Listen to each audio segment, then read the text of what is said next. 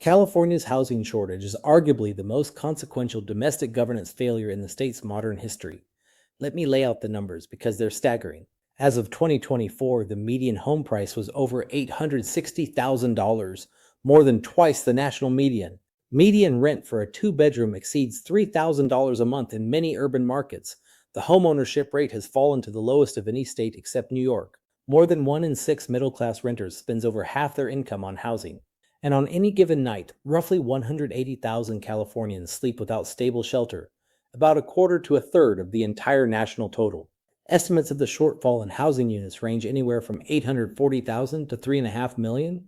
But as one researcher put it, whether the number is 1.5 million or 5.5 million, these are big numbers, and the takeaway is the same.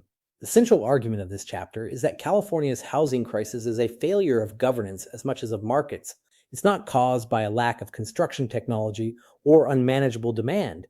It's the product of institutional arrangements that have systematically discouraged housing production for decades. The human consequences are severe and regressive. California has added 9.4 million residents since 1990, but only 3.6 million housing units. More than a quarter of renters are severely cost-burdened, spending over half their income on housing. The Public Policy Institute estimates that if California's housing costs matched the national average, the state's poverty rate would be about 14% instead of over 17%, meaning housing cost alone accounts for roughly 3 points of California's poverty gap.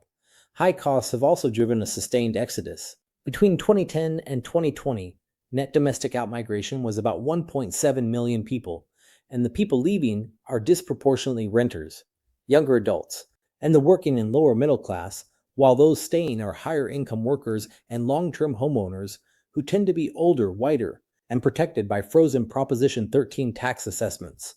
So California's housing crisis is simultaneously an affordability crisis, a poverty crisis, and an intergenerational equity crisis, concentrating its costs on the young, on renters, and on communities of color, while concentrating its benefits on those who bought early.